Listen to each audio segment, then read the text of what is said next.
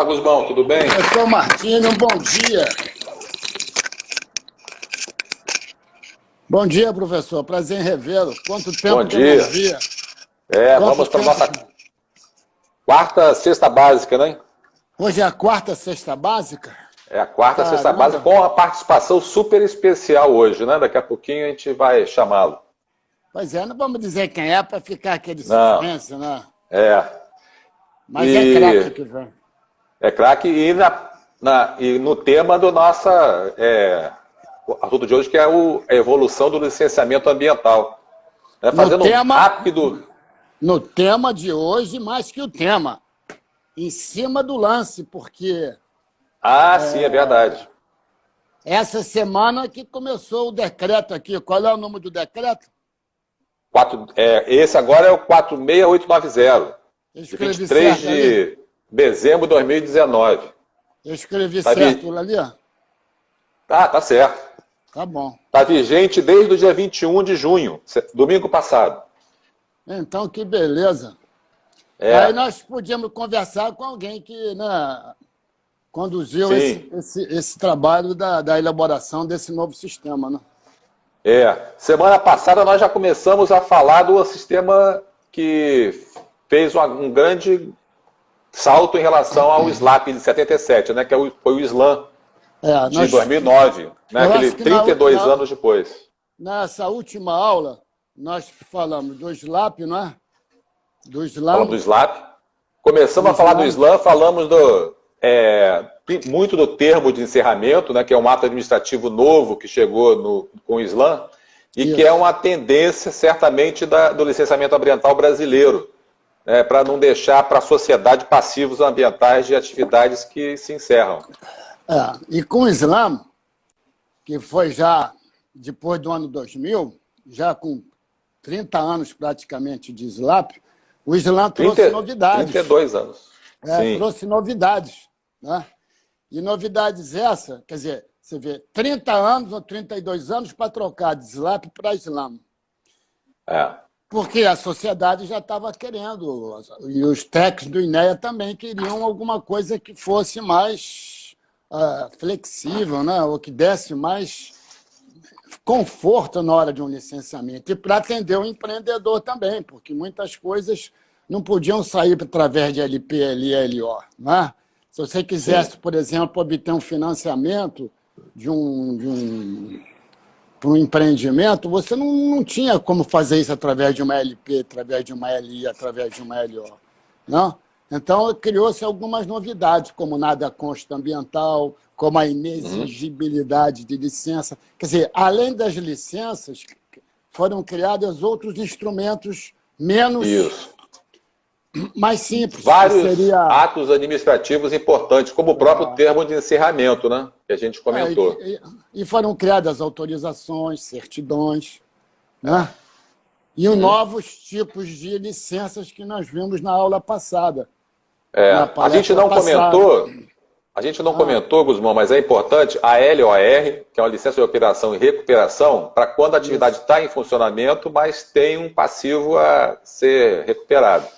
E a LAR, para atividades que se encerraram, fecharam, mas deixaram passivo para a sociedade. Então essa aí... Pode falar. Quer dizer, a LOR e a LAR, elas vieram aumentar a possibilidade de você dar a legalidade para quem quer se legalizar e não podia. Como é que um posto de gasolina que tivesse com vazamento ou com uma concentração de hidrocarbonetos no subsolo, como é que eles poderiam buscar a licença? O órgão ambiental não podia dar. Aí criou-se a LOR. Né? Para sair desse impasse, né? Tinha um impasse, né, que vocês tinham que resolver. Lógico. E ficava muito desconfortável para o colega do órgão ambiental dar uma licença de alguém que tinha uma contaminação no solo. Não? Então, com a LOR, você opera e, simultaneamente, recupera. Agora, para aquele que não quer continuar, depois veio a LAR. Né? E a LAR é a licença ambiental de recuperação. E com isso criou-se a LIO, criou-se também a LPI, isso no SLAP. Né? Então, no SLAM. No SLAM. Eu falei SLAP de propósito, para ver se você estava ligado aí. Estou atento aqui. Estou vendo que você está ligado. Então, o que acontece? Aí nós ficamos 10 anos com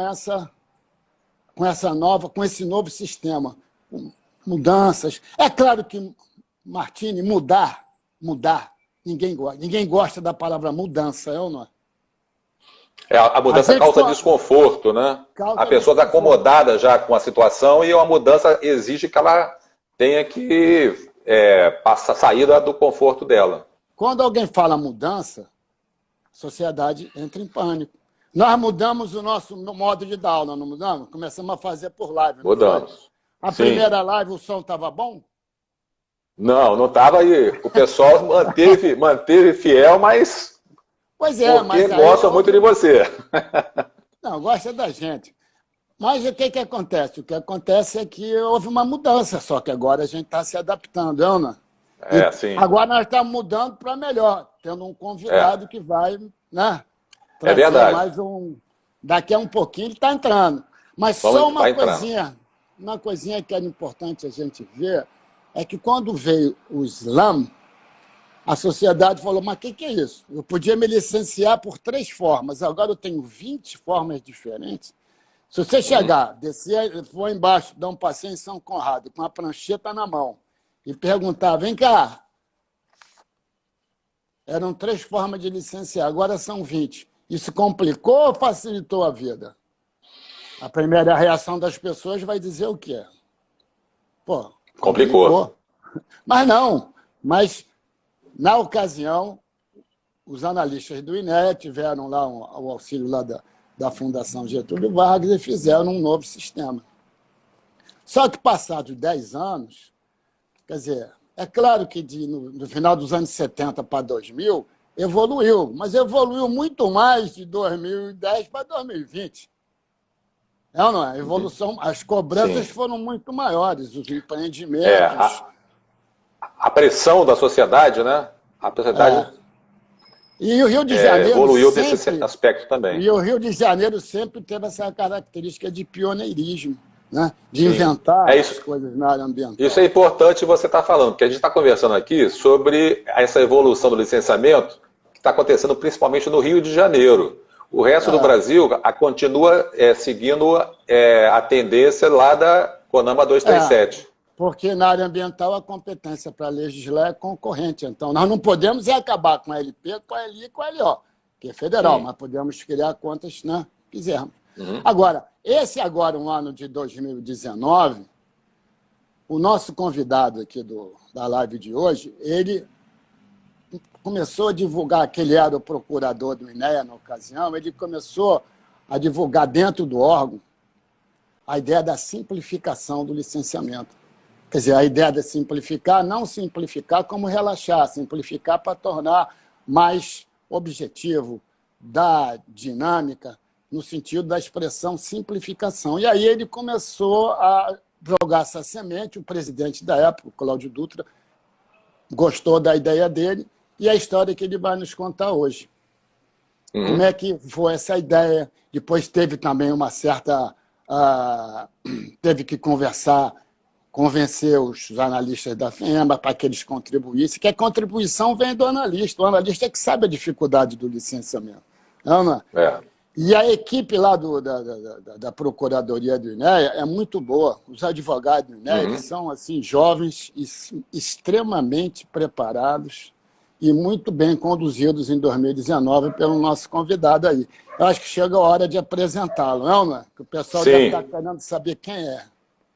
Então eu vou fazer o seguinte, eu vou sair aqui para você convidá-lo para continuar a conversa e tem algumas perguntas aí que são pertinentes, né, em relação a se o órgão ambiental é um órgão dinâmico, né, o próprio licenciamento está mostrando algo nesse sentido.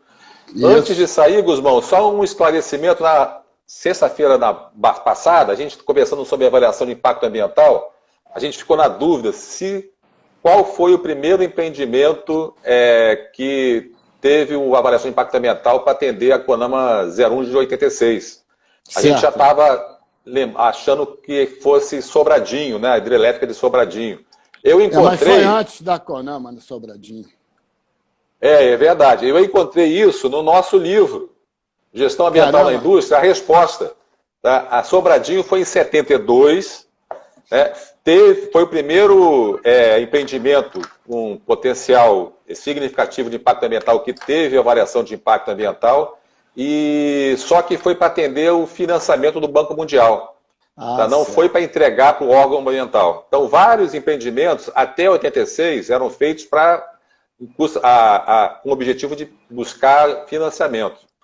Entendi. A partir de 86 é que o EIA-RIMA começou a ser um procedimento de entrega para o órgão ambiental e todo aquele processo, né, com Perfeito.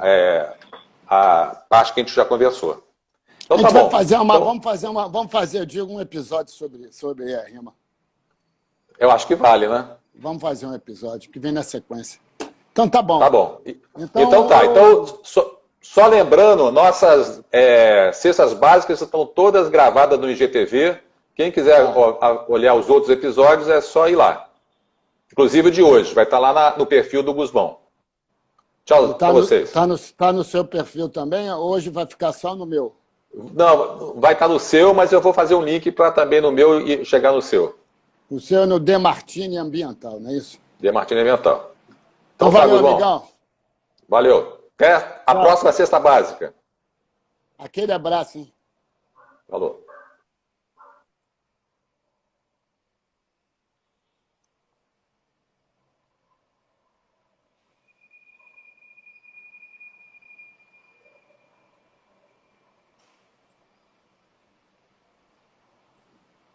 Como é que abre aqui? Não abre. Não abriu.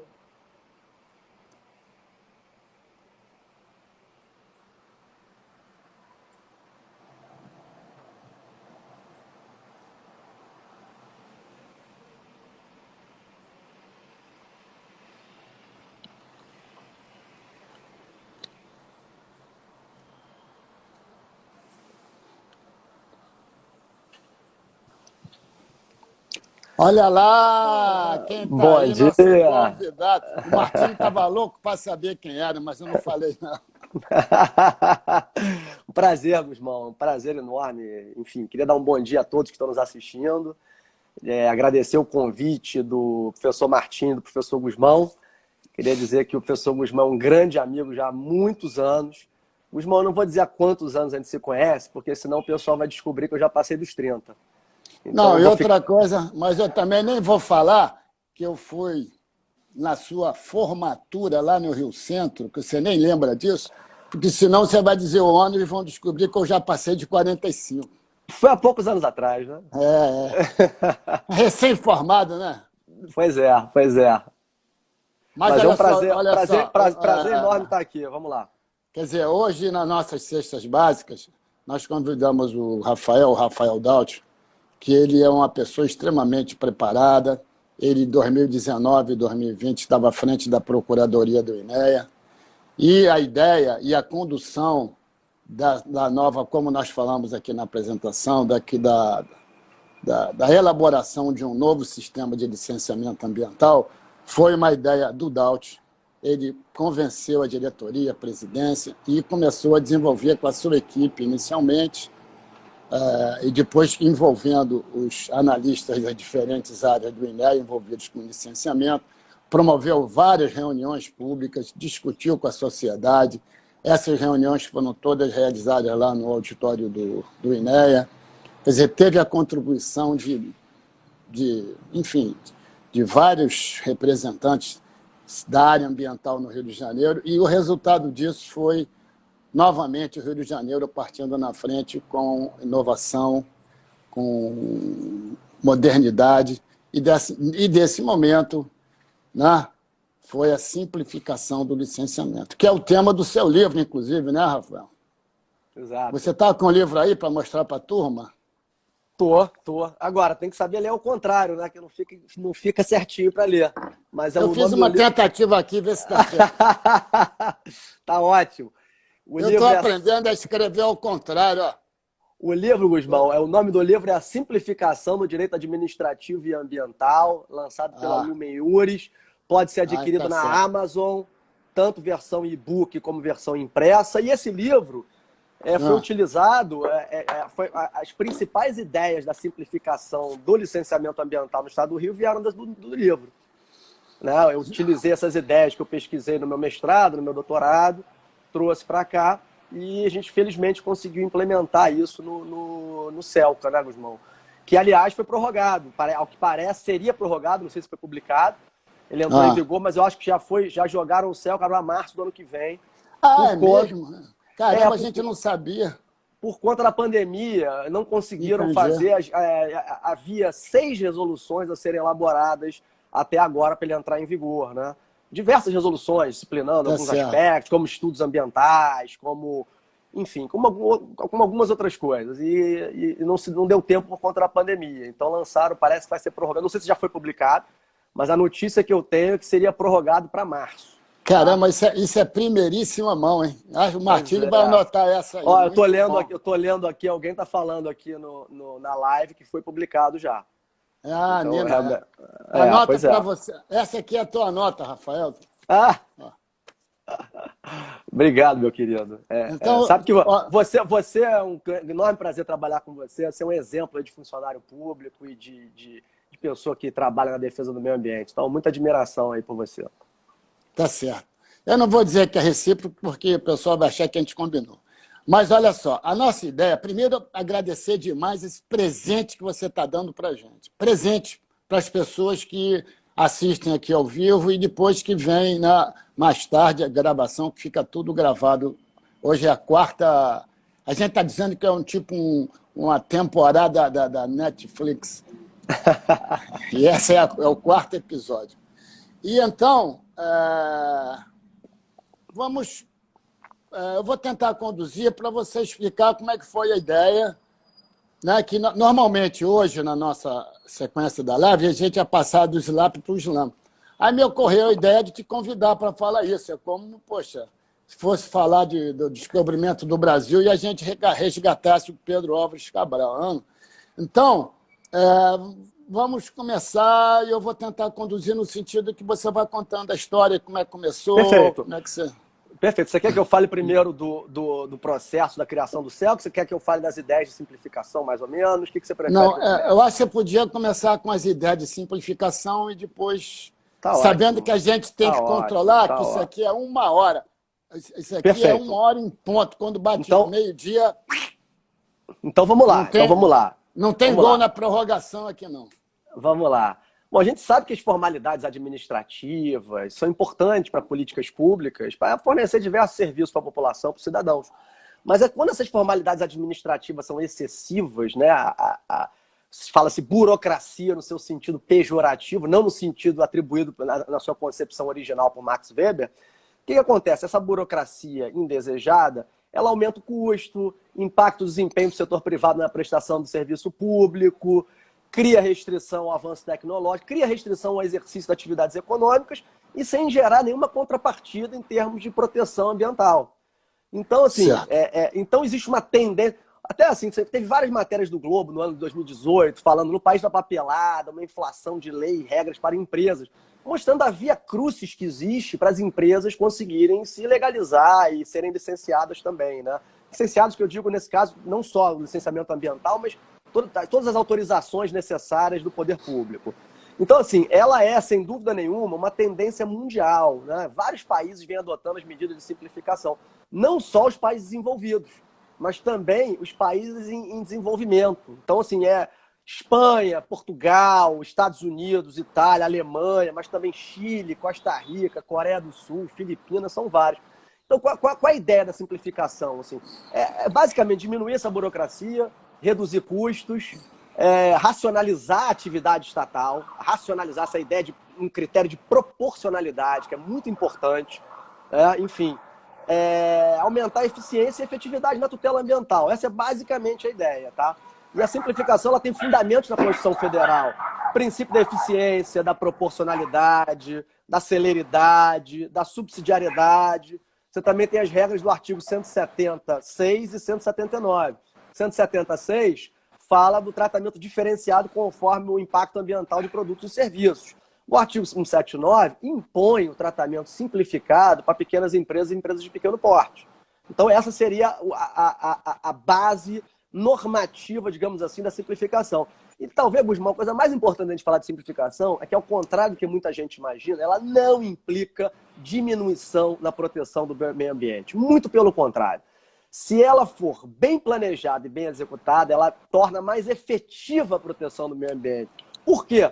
Porque ela considera os limites materiais, financeiros e humanos do órgão ambiental. O órgão ambiental não consegue ser omnipresente, não consegue estar em todos os lugares ao mesmo tempo. É impossível que o órgão ambiental, com 1.000 e poucos funcionários, consiga dar conta de 30 mil atividades licenciadas. É impossível. Então, é necessário fazer escolhas. E quais são essas escolhas? Justamente essas escolhas devem obedecer a um critério de proporcionalidade. No sentido de quanto maior o impacto e os riscos, maior o controle ambiental. Quanto menor o impacto e os riscos, menor o controle ambiental. Então, a ideia do controle proporcional aos riscos e impactos ambientais. Por quê? Porque ele permite que o órgão ambiental se concentre naquilo que é mais importante, se dedique mais para aquilo que é mais importante e, consequentemente, vai se dedicar menos para aquelas coisas menos importantes. Essa é basicamente Rafael, deixa eu só fazer um comentário. Você vê que quando começou o SLAP, lá nos anos 70, final dos anos 70, não tinha essa preocupação, era tudo farinha do mesmo saco. Você tinha a mesma importância para qualquer tipologia, Ana. E você não pode botar uma pilha de processo no INEA dando a mesma importância igual para todos, senão aquele de grande impacto não vai ter a mesma atenção que merecia ter. Vai. Perfeito. Hoje em dia, quer dizer, agora está mudando, mas a ideia hoje em dia, o órgão ambiental dedica o mesmo tratamento numa atividade sujeita a ERRIA, mas na atividade de baixo impacto. É o mesmo procedimento, vistoria, vai lá, aparecer... Não pode ser. A gente precisa de um critério de proporcionalidade. Isso é uma tendência mundial hoje em dia, né? Hoje em dia você trabalha com licenciamento único em diversos países. Você pegar os Estados Unidos, a Austrália, o Canadá, são países que o permitting deles é uma etapa só, né? Se você pegar, por exemplo, a Itália hoje em dia, ela tem autorização única ambiental. A França também tem autorização única ambiental. A Itália tem para pequenas e médias empresas, né? Enfim, então hoje em dia existe uma tendência de simplificar e tornar esse licenciamento diferente. E a gente sabe, Guzmão, que a ideia, como surgiu, o licenciamento ambiental, ele surge pioneiramente no estado do Rio e no estado de São Paulo. No estado do Rio, em 75, um decreto-lei 134, e no estado de São Paulo, em 76, que foi onde surgiu o licenciamento trifásico, né? Em tese, trazido da Suécia, com base na legislação sueca. Só que a Suécia nunca foi trifásico também. Então, o licenciamento trifásico ele é uma peculiaridade brasileira, tá? Então, assim, a nossa ideia então, de simplificação passa por todas essas ideias. E aí, o que a gente fez? A gente criou um grupo de trabalho em março de 2019. Foi quase um ano de discussões desse grupo de trabalho. Foram formados 9 subgrupos de trabalho, enfim, divididos Isso contou com a participação da área jurídica do INEA, da área jurídica da Secretaria do Ambiente, dos técnicos do INEA, dos técnicos da SEA. Fizemos diversos ciclos de debates com o Ministério Público Federal, Estadual, Justiça Estadual, Justiça Federal, advocacia... Quanto tempo levou esse processo, Daut? Quanto tempo? Só terminar, quase um ano. Advocacia, advocacia, sociedade civil e também o setor empresarial por meio da Firjan. Então a gente juntou, digamos assim, todas as partes interessadas, discutimos, né, e conseguimos chegar a consensos, né, enfim, bem interessantes para poder melhorar. E a simplificação, estou vendo alguém falando ali, sem flexibilização, na verdade a simplificação ela trata do procedimento, ela não trata do direito material, né? Então assim, a gente não vai, com a simplificação, a gente não vai diminuir a proteção da Mata Atlântica, diminuir a proteção da APP, permitir a supressão de espécies ameaçadas de extinção, de jeito nenhum. A gente está falando da simplificação do procedimento e não do controle, não do direito material, tá? Mas é claro que é necessário se dedicar mais energia para aquilo que é mais importante e menos energia para aquilo que é menos importante. Depois, Guzmão, desse ciclo de debate, ainda fizemos uma audiência pública na Alerj. Depois, submetemos a consulta pública a minuta de decreto. Recebemos 474 contribuições, das quais 124 foram aceitas. Então, assim, foi um processo democrático, com ampla participação pública e popular, e que efetivamente um processo que se beneficiou dessas contribuições. Não foi uma participação pro forma, foi uma participação efetiva e que conseguiu influir no resultado final do processo. Então, bem interessante isso tudo. Você quer que eu fale das principais novidades do Celca? Sim. Tem um nosso colega aqui que está perguntando como vocês enxergam a questão do licenciamento automático. Tá? Você enxerga aí as perguntas que chegam, Rafael? Eu enxergo rapidinho aqui, Gusmão. Estou no celular aqui. Eu estou meio que falando, sim, mas se você puder me ajudar com as perguntas, eu prefiro. O Carvalho está perguntando. A licenciamento automático, é assim, o que a gente criou foi a licença ambiental comunicada, tá? É a conhecida licença de adesão e compromisso. Foi criado no estado de Santa Catarina, entraram com ação judicial, o Tribunal de Justiça de Santa Catarina disse que é legal essa licença. O que eu acho? Eu acho que é o seguinte, não dá, a gente precisa ter alguma coisa para desafogar as atividades de baixo impacto. Nessa linha de não dar o mesmo tratamento do baixo impacto para o alto impacto. Então, qual é a nossa ideia com a LAC? É que a pessoa consiga fazer um upload no sistema de vários dados ali, vai ter um diagnóstico ambiental resumido, que vai ter que ser assinado por um responsável técnico, as coordenadas, em termos de responsabilidade, inteligência artificial do sistema, dados geoespaciais que possam também contribuir. É um processo de construção, mas a gente está falando aqui dessa LAC, que é como se fosse a licença ambiental comunicada, a gente está falando para atividade de baixo impacto, né? A gente dispensa a vistoria prévia, não tem como, gente, a gente ter vistoria para 30 mil empreendimentos, senão o órgão ambiental não vai funcionar e não vai se dedicar para as coisas mais importantes. Então, na verdade, o que acontece? A gente aposta numa maior flexibilização, de certa forma, do procedimento, tá? Agora, a gente reforça a responsabilidade do empreendedor, do responsável técnico e também o controle a posteriori. Então, através de vistoria, de fiscalização, né? Vistoria é prévia, né? No caso, seria fiscalização a posteriori. Então, essa que é a ideia. Isso é inspirado em vários sistemas no mundo. Por exemplo, o sistema da indústria responsável de Portugal, ele prevê essa estratégia. Ele dispensa atividade de baixo impacto de vistoria, né? Seguindo justamente esse critério justamente esse critério de proporcionalidade. Essa que é a ideia. Ana Paula está te mandando um beijo aí. Manda outro para ela. Ana Paula Caldas. Obrigado, Ana. Vamos lá. Bom, o decreto 46.890 é o chamado Sistema Estadual de Licenciamento e demais procedimentos de controle ambiental, né? Qual é o básico aqui? Vamos lá. Quais são eu listei aqui 15 novidades para poder falar para vocês. Bom, primeiro, separação entre licenciamento e controle ambiental. A gente entendeu que controle é gênero, licenciamento é espécie, porque dentro do controle você tem autorização, certificado, certidão. Inclusão de considerandos no decreto para apresentar a justificativa e a finalidade da norma, trazer o cidadão para entender mais o objetivo da legislação, tentar explicar mais para o leigo quais são as razões e a finalidade da norma. Outra questão, controle baseado em desempenho, estratégia e impactos. Eu vou falar sobre isso um pouquinho mais à frente. Criação da licença ambiental integrada, que ela substitui a LPI, Gusmão, e cria novas regras. Isso aí talvez seja o principal aqui. A gente está, na verdade, acabando com a regra, não com o licenciamento trifásico, mas com a regra do licenciamento trifásico. Bom, primeiro, que a premissa que embasou a criação da LPL e LO é equivocada. A Suécia jamais foi trifásica. Hoje em dia, inclusive, ela pratica o licenciamento ambiental monofásico em muitos casos. Tá? Então, esse é um primeiro ponto. Um segundo ponto, o Gusmão vai concordar comigo, quando a gente analisa a viabilidade locacional e ambiental do empreendimento, que é a atividade da LP, a gente tem que dizer, para testar a viabilidade ambiental e locacional, a gente tem que dizer onde se pode e onde não se pode construir, né? Isso é um requisito para você atestar a viabilidade. Isso é justamente a LAI, não só a LAI, né? As outras também. Mas então você tem que dizer onde se pode e não pode. Então, por que não continuar no mesmo procedimento, moldando o projeto executivo, para que numa única fase, sem prejuízo nenhum do controle ambiental, você tenha a viabilidade, a localização atestadas e também a possibilidade de construção. É contraprodutivo acabar uma LP e depois uma LI. LAI versus LPI. Qual é a grande diferença da LAI para a LPI? A LPI ela não se aplicava para atividade de alto impacto nem significativo impacto. Essa é a grande diferença. A LAI ela serve para tudo. A LAI ela serve para significativo e alto impacto. O que acontece? A gente está diminuindo isso, aí vocês vão falar, peraí, você falou de proporcionalidade. Aqui é alto impacto, o que você vai reduzir?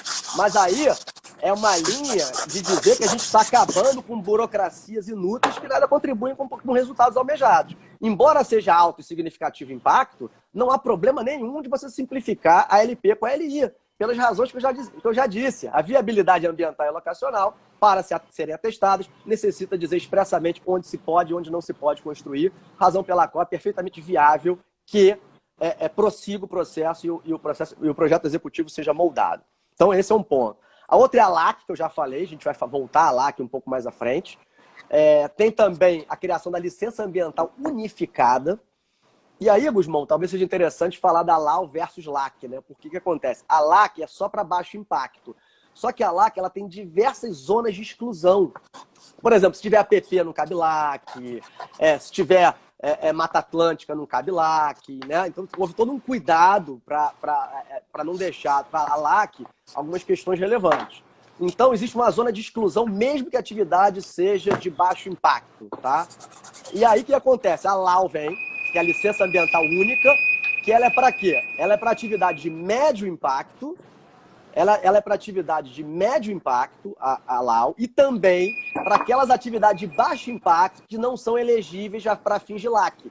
Ou seja, aquelas zonas de exclusão de baixo impacto vão também para a LAU, tá? Então, assim, só para deixar uma coisa mais didática. Hoje em dia, o que acontece?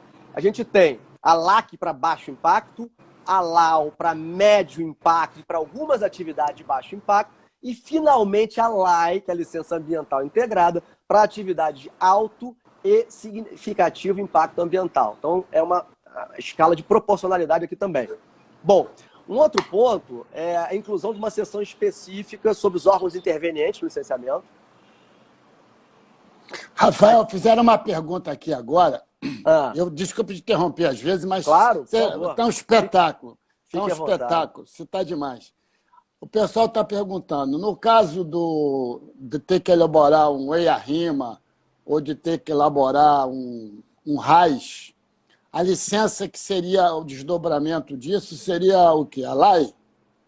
Não entendi a pergunta, Gusmão. Desculpa. Olha só, a LAI comporta no seu procedimento o EIA-RIMA também. Ah, tá bem, a LAI. Porque para atividade de alto e significativo impacto, as atividades que demandam EIA-RIMA. Então, você vai ter na LAI EIA-RIMA, discussão em audiência pública, parecer final, depois você vai moldar o projeto executivo para sair uma licença que te permita construir, tá? Então, essa é a ideia.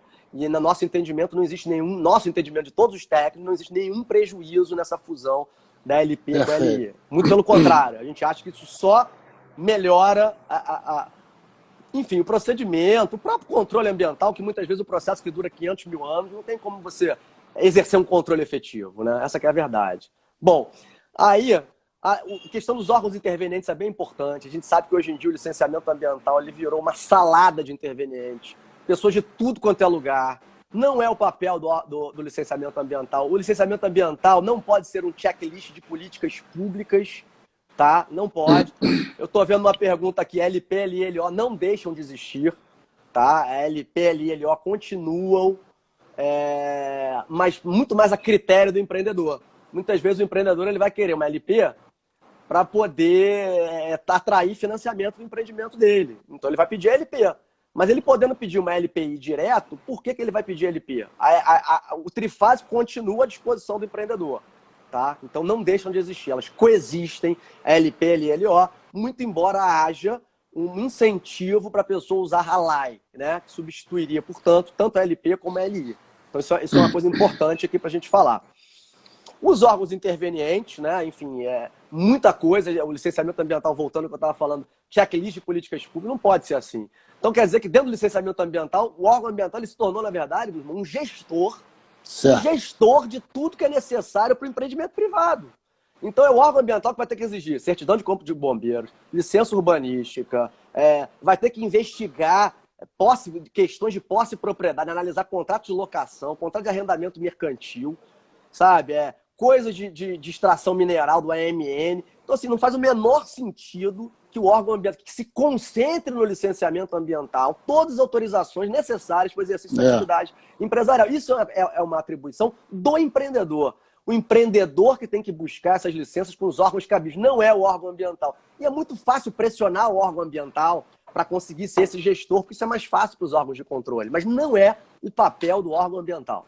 Então, assim, é muito importante a gente retirar do licenciamento questões que não têm a ver com controles ambientais, né? Na medida do possível, ótimo. Vão ter alguns casos que a lei exige, como, por exemplo, no artigo 36 da lei do SNUC, que exige autorização do órgão gestor de unidade de conservação, né? Aí, enfim, a gente vai ter essa participação, digamos assim, obrigatória dos intervenientes, né? Enfim, mas que também não obstam o prosseguimento do licenciamento ambiental.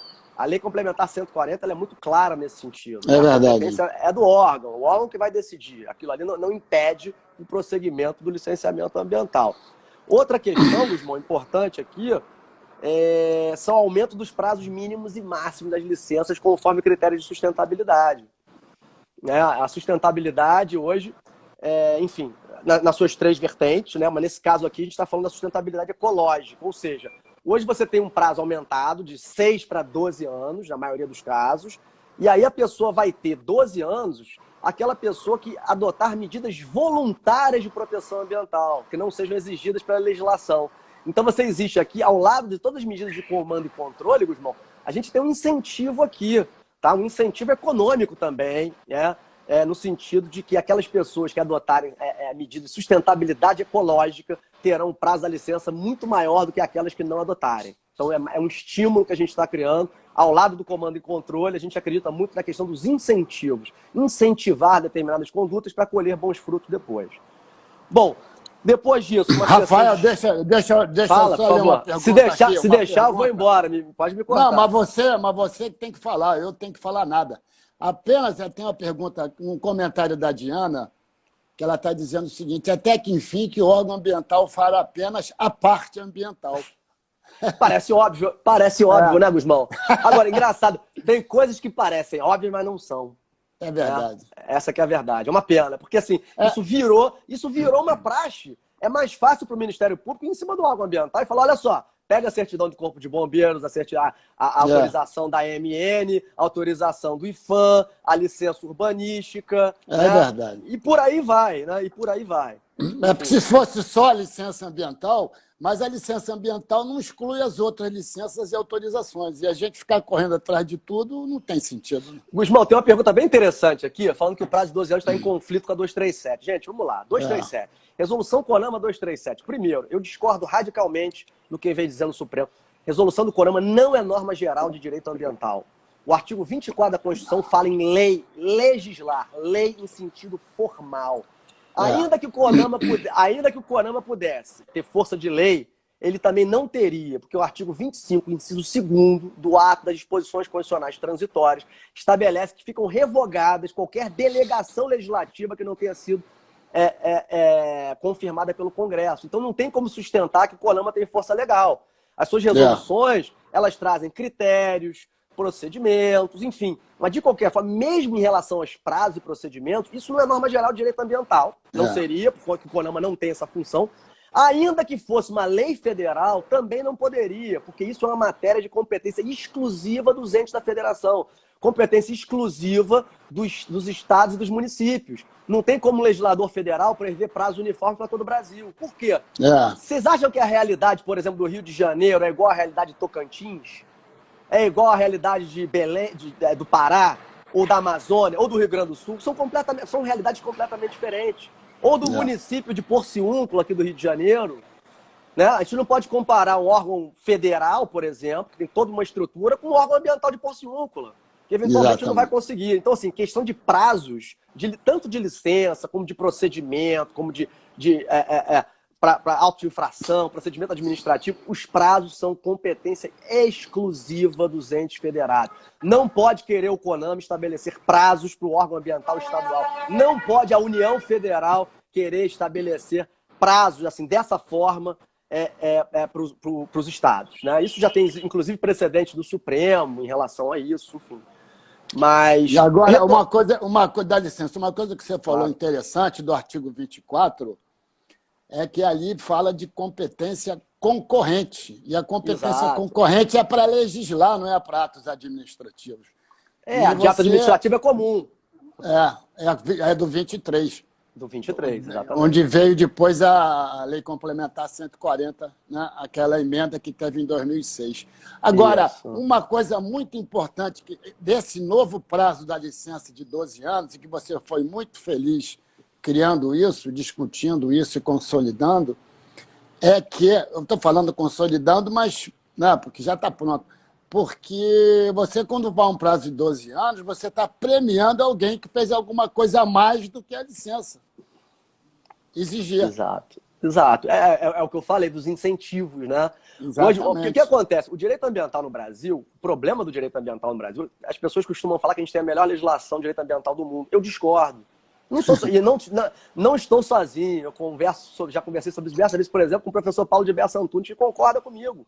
Por que ela não é boa, assim? Por que ela não é essa Coca-Cola toda? Porque é uma legislação ambiental que aposta tão somente em instrumentos de comando e controle em relações hierarquizadas e subordinadas.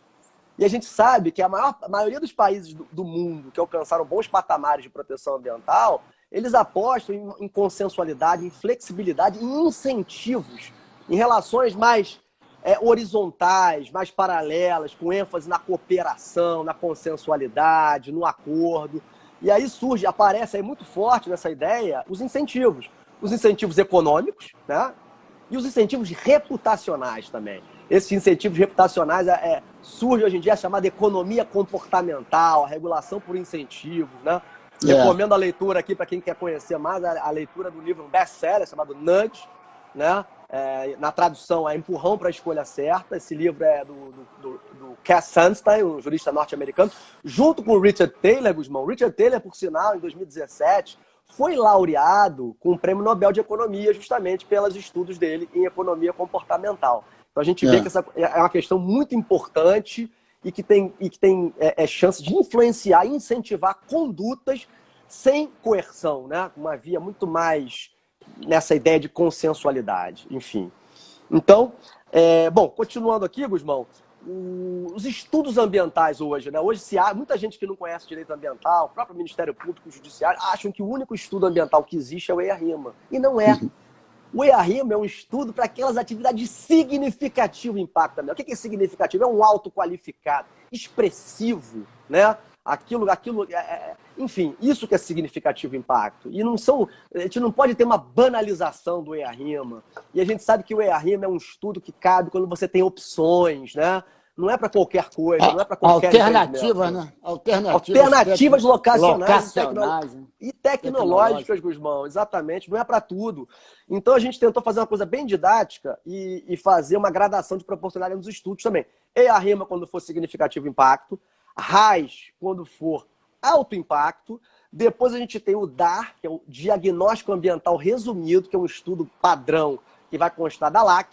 E para aqueles empreendimentos que não não se sujeitarem nem ao DAR, nem ao RAIS, nem ao EIA-RIMA, caberá o chamado ECA, ou EAC, Estudo de Conformidade Ambiental, né? Esse vai ser o estudo residual, digamos assim. Então, bem interessante. Então, fica uma forma didática. O EIA-RIMA não é para qualquer atividade. E existem, sim, outros estudos, mas que não eram disciplinados de forma organizada, né?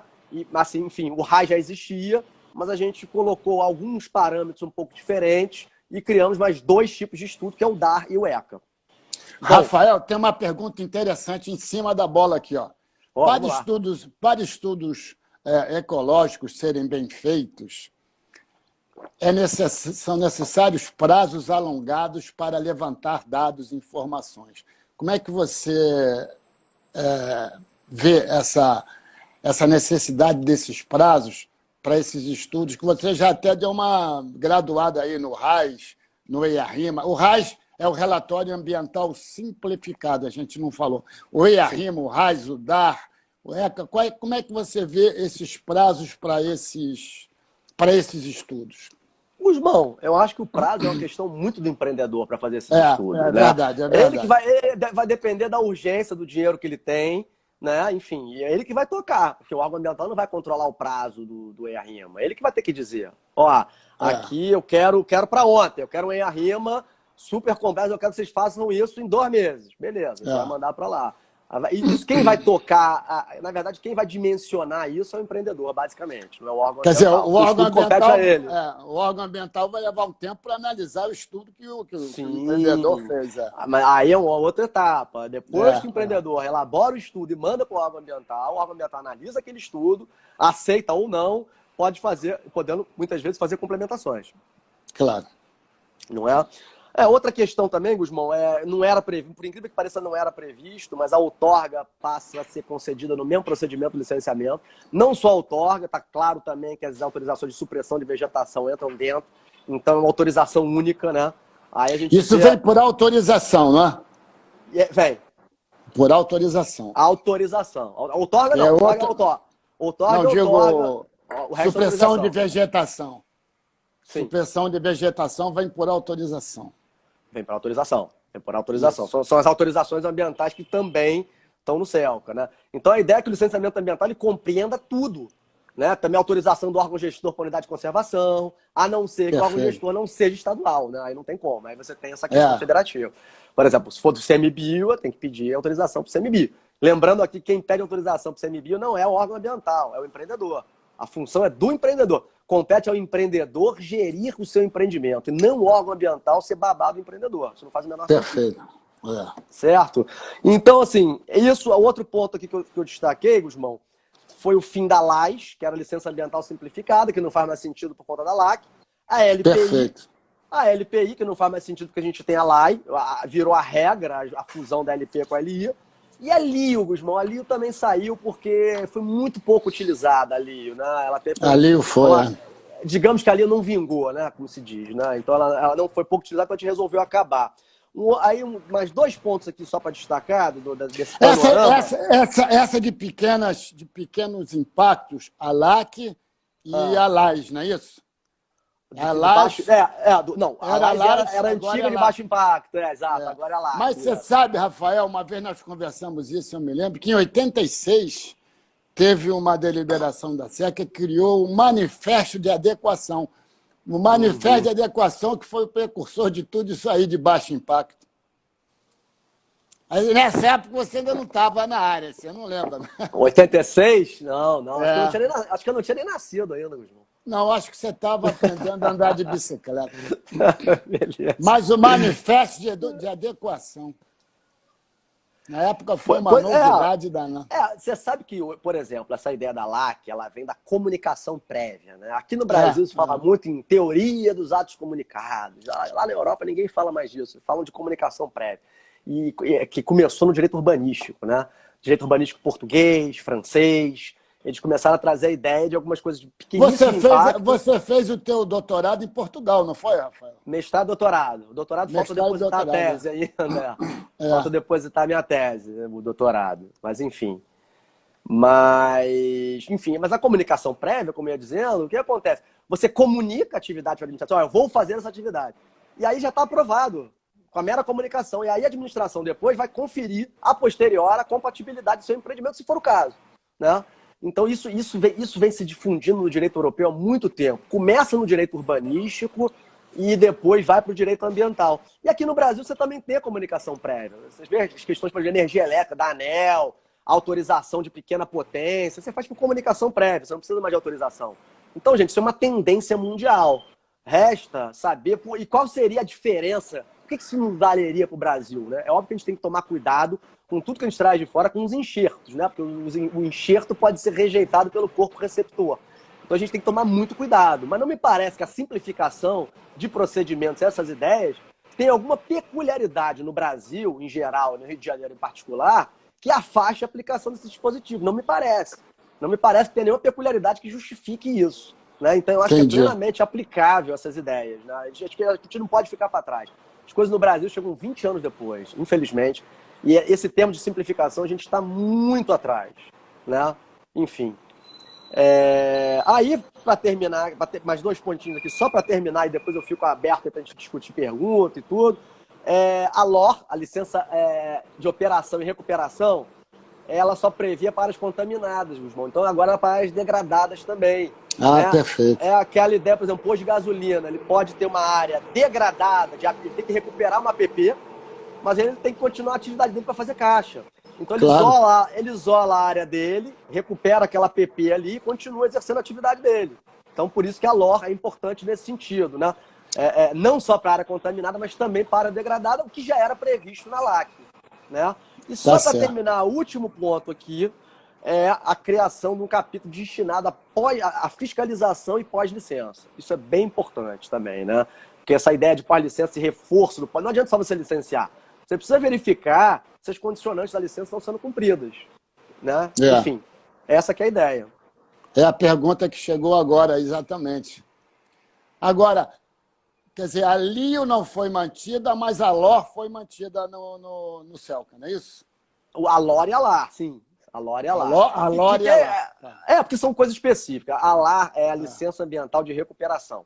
É uma licença só para recuperar uma área contaminada ou degradada. A LOR é a mesma coisa, só que permite a operação concomitante. Certo. Então essa é a diferença básica entre uma e a outra, né? E aí, Gusmão, temos 10 minutos ainda para a gente poder falar de alguns pontos aqui. Talvez, assim, o artigo 2º do decreto ele é interessante, que ele fala que o licenciamento e demais procedimentos de controle ambiental destinam-se a avaliar os aspectos relativos aos impactos e riscos ambientais de empreendimento e atividade. Né? Então, isso é bem interessante aqui naquela linha que a gente estava conversando. Finalmente, como uma pessoa que está nos assistindo aí falou, finalmente o órgão ambiental vai cuidar só de meio ambiente, como já deveria ser. Né? Então, essa que é a ideia. Quer dizer, a novidade é colocar o risco também dentro do sistema.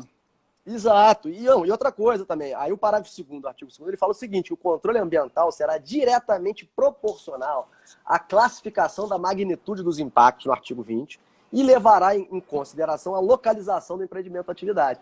Então você está conjugando aqui o controle ambiental com impacto de atividade, né, a questão do impacto, mas também com a questão locacional. A gente sabe que tem algumas áreas sensíveis que devem ser objeto de consideração. Uma atividade de baixo impacto numa área sensível é diferente de uma atividade de baixo impacto numa área que tenha só grama. Né? Ou que não tenha nada. Então é bem interessante. Outra questão que a gente previu é inventário de gases de efeito estufa e plano de mitigação, Gusmão. Isso aí já consta de uma lei federal e de uma lei estadual, mas não é colocado em prática. E agora a gente traz isso no decreto também. Né? Traz a questão das mudanças climáticas, né? Que talvez seja uma questão hoje em dia uma das questões mais importantes do meio ambiente, sem dúvida nenhuma, são as mudanças climáticas. Mudanças climáticas, litigância climática, cresce a litigância climática hoje em dia, né? Pessoas que ajuizam a ação, obrigando alguns governos a mitigarem suas emissões, a criarem, enfim, medidas de adaptação e por aí vai. Então é bem interessante isso. Você vê que o licenciamento, quando mudou do SLAP para o SLAM, foram mais de 30 anos. E a sociedade cobrava algumas modernidades no licenciamento. A mudança do SLAP para o SLAM foram 10 anos. 10 anos. E a gente está colocando agora novos critérios, como de mudanças climáticas. Participamos dos dois, né, Gusmão? Do SLAM e do CELCA, né? É verdade. Você está se entregando aí, hein, Rafa? Do SLAM em 2009 e do CELCA em 2019. E eu participei como ouvinte do SLAP. Aí é triste.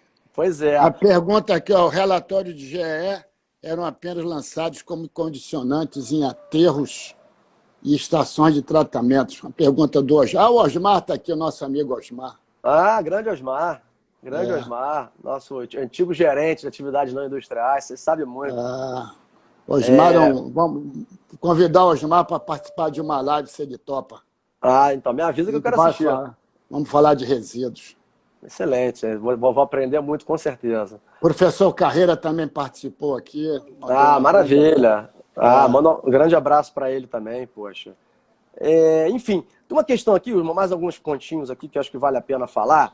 A seção 3 da disposição geral, presunção de boa-fé e da responsabilidade. Então, você cria uma presunção de boa-fé e veracidade dos atos do empreendedor, como já deveria ser, como já é pela Constituição, pelo Código Civil, e agora isso foi reforçado pela Lei da Liberdade Econômica. Só que a gente coloca aqui que nos casos de omissão de informações necessárias ou de prestação de informações falsas, o empreendedor e o responsável técnico vão responder civil, penal e administrativamente. E ainda vai ser enviado um ofício para o conselho de classe no qual o técnico esteja inscrito para processo disciplinar. O que a gente faz aqui? É essa a ideia. A gente dá a mão, a gente acredita no empreendedor, mas a gente pune, sim, o abuso, as informações falsas, a má-fé. Isso tem que ser punido. E você sabe o que é engraçado? Quando a gente falou isso, foi muito bem recebido pela Firjan. A Firjan falou para mim, Guzmão, o seguinte: olha, a gente não defende aqui empresário ladrão, empresário mentiroso. A gente defende aqui empresário correto. Então, isso teve o apoio também da Firjan. Tá? E eu me lembro, Rafael, que daquelas reuniões, das várias que nós fizemos, que você comandava lá na sala do segundo andar, lá no Condir, o dia em que nós discutimos esse artigo aí da má-fé, do empresário, qual seria a punição. Eu me lembro dessa discussão. Lembra, né? Irmão, outro ponto que eu queria destacar aqui, já estamos acabando, é a questão de padronização de condicionante e instrução técnica. Esse ponto é muito importante. Muito também, importante. Né? Porque é padronizada por tipologia de empreendimento. A gente vai ter uma assim... Então, na verdade, a gente vai ser, por tipologia, você vai ter uma igualdade maior. Empreendimentos da mesma tipologia vão ter as mesmas condicionantes. É claro que você tem que ter uma flexibilidade. Então, assim, alguma condicionante que não faça sentido para aquele empreendimento, ela pode ser excluída ou podem ser adicionadas outras condicionantes. Mas, nesse caso, saindo da questão padronizada, você tem que justificar. Você tem que justificar. Ó, eu estou incluindo essa condicionante por esse motivo. Eu estou excluindo essa por esse motivo. Então, essa que é a ideia. Você gera maior segurança jurídica, né, para todo mundo, porque o empresário sabe exatamente quais são os condicionantes padronizados, instrução técnica também vão ser padronizados, da mesma forma, podendo incluir e excluir itens, sempre de forma fundamentada. Então você cria um ambiente de boa-fé, enfim, um ambiente de segurança jurídica e, sobretudo, de proteção da confiança, Guzmão. Perfeito, muito bom, muito bom, muito bom. E o bacana disso tudo, Rafael, é que isso foi discutido, vou repetir, mas várias reuniões públicas no INEA. Teve uma audiência pública. A audiência pública foi onde mesmo? Foi na LERJ. Foi na LERJ. Quer dizer, nós recebemos contribuições de vários representantes da sociedade. Quase 500, Guzmão, quase 500. Quase 500. E praticamente 50% das contribuições que foram encaminhadas foram aproveitadas, não é? Não foi mais ou menos 124 foram aproveitadas. De 400 e poucas, 124. 124 aproveitadas. Menos, e muitas parecidas também, né? E olha só, mais ou menos 30%, né? Muitas parecidas. Eu não sou muito bom de conta, não. Se alguém puder... De 474, 124, um pouco menos de 25%, 25%. 30%, Quer dizer, numa audiência pública, você ontem foi na audiência pública lá da SEDAI, né? Quer dar um resumozinho aí pra gente, essa novidade? Na verdade, eu fiquei nos bastidores. Só falta você me chamar para conduzir uma audiência pública. Na verdade, Guzmão, eu fiquei nos bastidores. Assim, eu sou coordenador da audiência da consulta pública desse projeto SEDAI, o procurador-geral me deu esse voto de confiança. E ontem foi aqui, fiquei 6h15 aqui, tendo uma visão do espectador e no WhatsApp, tentando corrigir tudo, para deixar a audiência que é assim, a audiência virtual é uma coisa nova. É uma coisa que está surgindo com a modernidade, com a pandemia. Isso é simplificação. Né? Isso dá mais ou menos o número de pessoas que participou? Tem esse controle? Ontem? Não, ontem, olha só, foi a primeira. A gente tem que incrementar a divulgação. Ontem foram 200 e poucas pessoas. Tá bom. Mas olha só, mas a questão é o seguinte, essa audiência pública da Projeto SEDAI serão 3 audiências públicas e 60 dias de consulta pública. Né? Então, assim, foi a primeira na plataforma Zoom, que é uma plataforma que hoje a gente pesquisou qual é a plataforma que a gente iria fazer. A Zoom, hoje em dia, é a que comporta o maior número de pessoas ao mesmo tempo. A plataforma Zoom, esse plano especial, dá até 25 mil pessoas.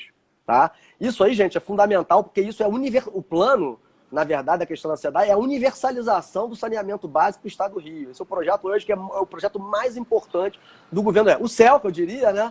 E mais a universalização do licenciamento. Nós temos 15 segundos. Quero te agradecer, dizer que alguém deu essa nota aqui, ó, na nossa palestra.